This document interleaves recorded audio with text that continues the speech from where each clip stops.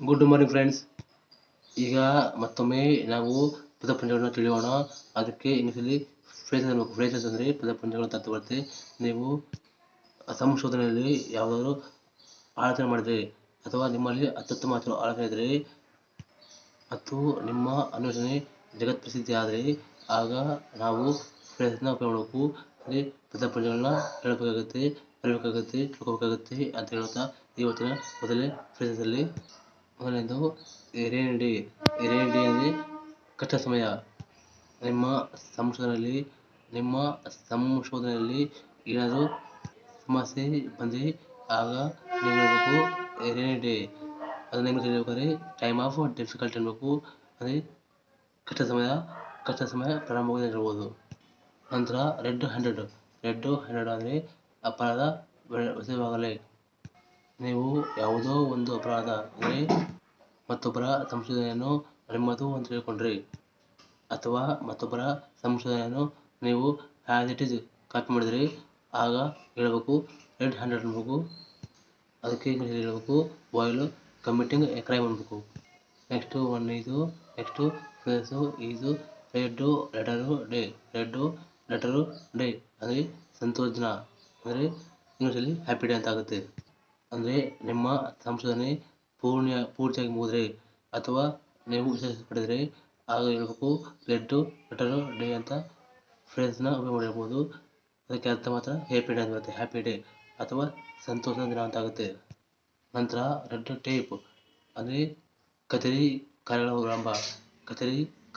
ವಿಳಂಬಕ್ಕೆ ಹೇಳಬೇಕು red tape.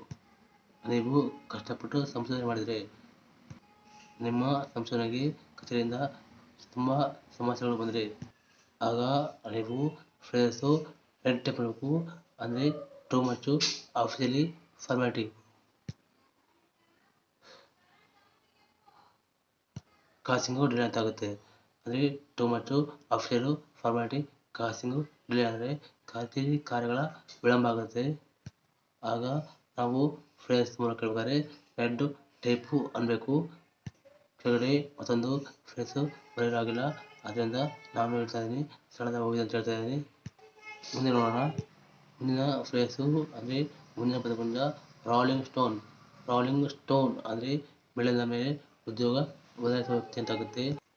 ಸಂಶೋಧನೆ ಆಯಿತು, ನಿಮಗೆ ಎಲ್ಲಾದರೂ ಉದ್ಯೋಗ ಸಿಕ್ಕರೆ ನೀವು ಅಲ್ಲಿ ಇರದೆ ಬೇರೆ ಕಡೆ ಹೋಗ್ತಾ ಇದ್ರೆ ಅಥವಾ ಮೇಲಿಂದ ಮೇಲೆ ಉದ್ಯೋಗ ಬದಲಾಯಿಸ್ತಾ ಇದ್ರೆ ಆಗ ಹೇಳ್ಬೇಕು ಫ್ರೇಸ್ ಮೂಲಕ ಹೇಳ್ಬೇಕಾದ್ರೆ ರೋಲಿಂಗ್ ಸ್ಟೋನ್ ಅನ್ಬೇಕು.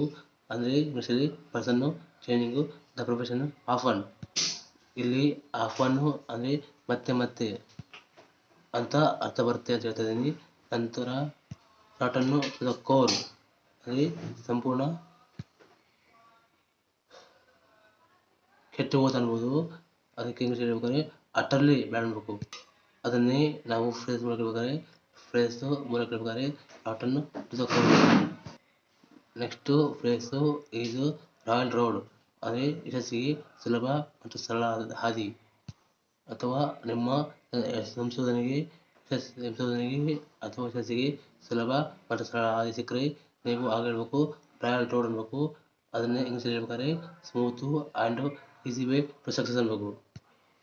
Next and last phrase is salt of the earth ಅಂದರೆ ಉದಾತ್ತ ವ್ಯಕ್ತಿಗಳು. ನೀವು ಏನಾದರೂ ಸಂಶೋಧನೆ ಮಾಡಿದ್ರೆ ನಿಮಗೆ ಜಗತ್ತಿನಲ್ಲಿ ನಿಮ್ಮನ್ನು ಗ್ರೇಟ್ ಪರ್ಸನ್ ಅನ್ಬೇಕು. ಗ್ರೇಟ್ ಪರ್ಸನ್ ಅಂತ ಆಗ್ತೀರಾ ಗ್ರೇಟ್ ಪರ್ಸನ್ ಅನ್ಬೇಕು. ಅದಕ್ಕೆ ಇಂಗ್ಲೀಷಲ್ಲಿ ಸಾಲ್ಟ್ ಆಫ್ ದ ಅರ್ತ್ ಅನ್ಬೇಕು. ಈ ಹೊತ್ತಿಗೆ ಇಷ್ಟು ಸಾಕು. ಮತ್ತೆ ಸಿಗೋಣ. ಅವರು ಕೂಡ ಇಂಗ್ಲೀಷಲ್ಲಿ ಇರುವ ಹೊಸ ಫ್ರೇಸ್ನ ತಿಳಿಯೋಣ ಮತ್ತು ಕಲಿಯೋಣ. ಅಂದರೆ ಹೊಸ ಪದಪುಂಜಗಳನ್ನ ತಿಳಿಯೋಣ ಮತ್ತು ಕಲಿಯೋಣ. ನೋಡ್ತಿರೋರು ಪೂರ್ತಿಯಾಗಿ ನೋಡಿ, ಅಂದರೆ ಗೊತ್ತಾಗುತ್ತೆ. ತಿಳ್ಕೊಂಡಾದ್ಮೇಲೆ ಡೆಫಿನೆಟಾಗಿ ಗೊತ್ತಾಗ್ತೀರ.